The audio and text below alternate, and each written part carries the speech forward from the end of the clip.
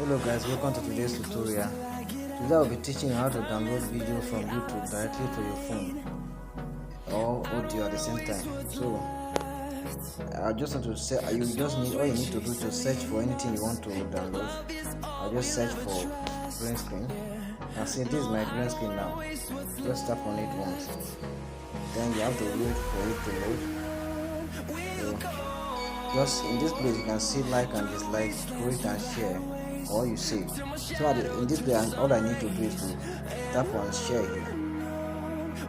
Then you have to download vidmate from Epic Mode, or I will send you the link. So just tap on it once.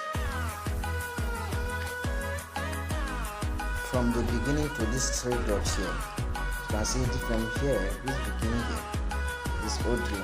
So I know that I'm downloading audio now. Just put it on a 228k. So if you press anything from this three dot, 1 to 3 dot here, it's going to be an audio. So from here I'll just come, because I want to download the audio video for you. I just select 360 here, 360p. That is for video. If you are downloading video, this is the one that you will select.